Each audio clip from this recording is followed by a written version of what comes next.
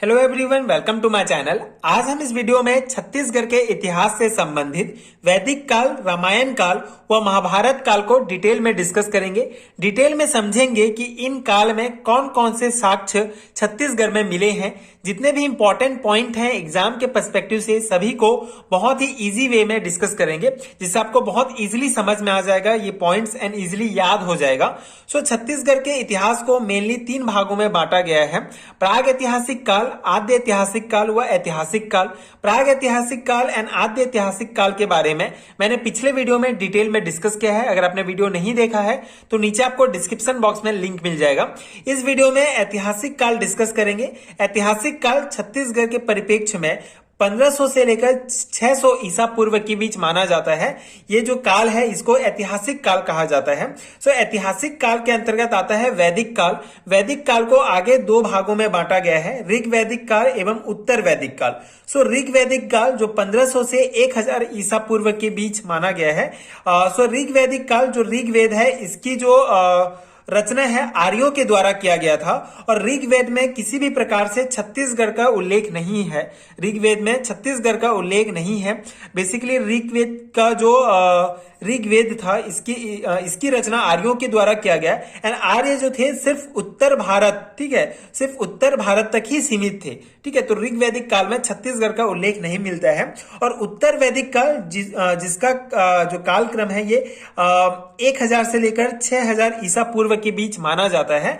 सो उत्तर वैदिक काल में जो है नर्मदा नदी को रेवा नदी के रूप में उल्लेख किया गया है। ठीक है, सो नर्मदा नदी रेवा नदी के रूप में उल्लेखित है। इसका अर्थ यह है कि उत्तर वैदिक काल में छत्तीसगढ़ का जो छत्तीसगढ़ है उसका नाम उल्लेखित है। मतलब नर्मदा नदी के बारे में अगर उल्लेख किया गया है रेवा नदी के रूप में, तो इसका अर्थ यह है कि छत्तीसगढ़ के बारे में उत्तर वैदिक काल में जो है उसके बारे में जाना जाता था। ठीक है, छत्तीसगढ़ का छत्तीसगढ़ जो क्षेत्र है वो उत्तर वैदिक काल में वो क्षेत्र कंसीडर होता था। ये पॉइंट आप यहां से निकाल सकते हैं। ठीक है, तो वैदिक काल में आप को यह ध्यान रखना है कि उत्तर वैदिक काल में नर्मदा नदी को रेवा नदी के रूप में उल्लेखित किया गया है। ठीक है, ये पॉइंट हो गया।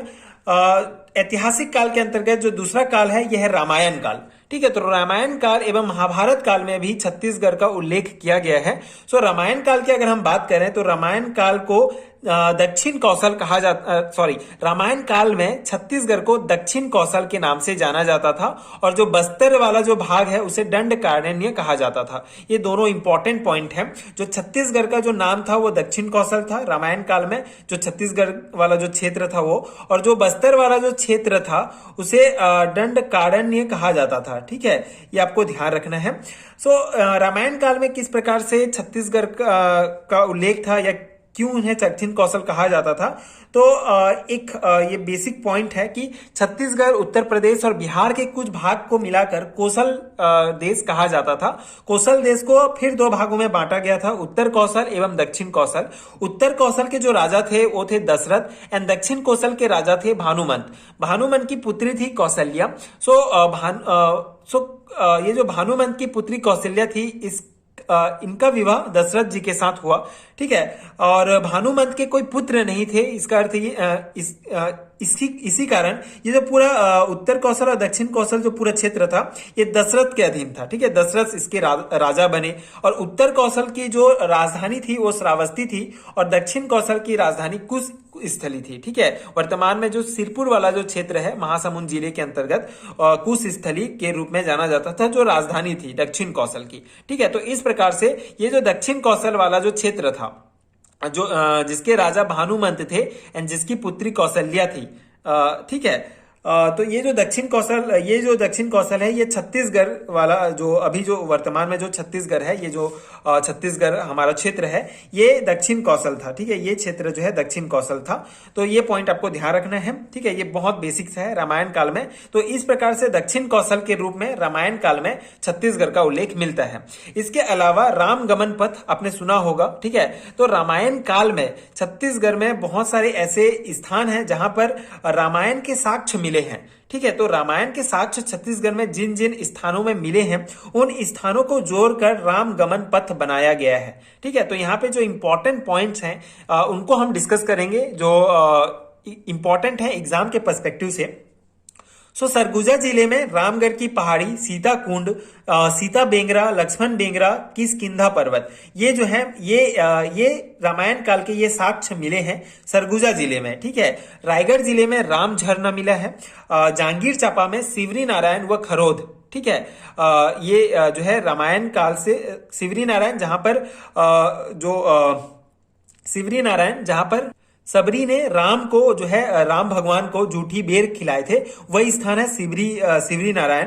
खरोद जहां खरदूषण नामक जो दानव था उसका वध किया गया था राम भगवान के द्वारा, खरोद स्थान। इसके अलावा महासमुंद जिले में तुरतुरिया जहां वाल्मीकि आश्रम है, जहां पे लव कुश का जन्म हुआ था, ये स्थान साक्ष्य के रूप में मिलता है महासमुंद जिले में।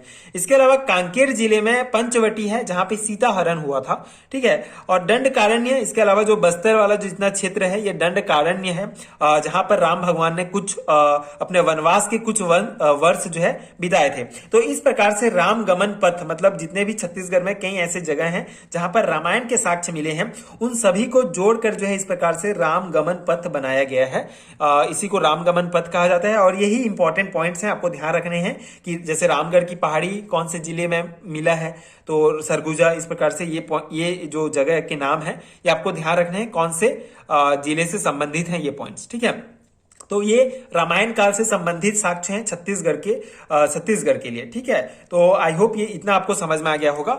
अब महाभारत काल डिस्कस करते हैं कि महाभारत काल में कौन कौन से ऐसे साक्ष्य मिले हैं छत्तीसगढ़ से रिलेटेड। तो महाभारत काल में जो छत्तीसगढ़ का नाम था वो प्राग कौशल था, और बस्तर क्षेत्र का जो नाम था उसे महाकांतार कहा जाता था। ठीक है, महाभारत काल में छत्तीसगढ़ का नाम प्राग कौशल था, बस्तर का नाम महाकांतार था। ठीक है, और रामायण काल में क्या था, दक्षिण कौशल छत्तीसगढ़ का नाम, और बस्तर क्षेत्र का नाम दंडकारण्य। ये पॉइंट बहुत इंपॉर्टेंट है, ये आपको ध्यान रखना है। छत्तीसगढ़ के क्षेत्र को सहदेव द्वारा जीता गया था। सहदेव 5 पांडवों में से एक थे सहदेव, उनके द्वारा जो है छत्तीसगढ़ का जो क्षेत्र था उसको जीता गया था। और अर्जुन पुत्र जो बभ्रुवाहन की राजधानी सिरपुर, जिसका पुराना नाम जो था, जो प्राचीन नाम था, चित्रांगदापुर था। ठीक है, तो यहां से भी एक मतलब बेसिकली ये जो है साक्ष्य हैं, ये कहानी के पात्र हैं। तो इनका जो घटनाक्रम है, इस कहानी का घटनाक्रम ये छत्तीसगढ़ क्षेत्र के अंतर्गत ये घटित हुए हैं। इसी कारण हम ये बोल सकते हैं कि महाभारत काल में भी छत्तीसगढ़ क्षेत्र में पूरा महाभारत काल घटना हुई। महाभारत काल में छत्तीसगढ़ का साक्ष्य हमको मिला है।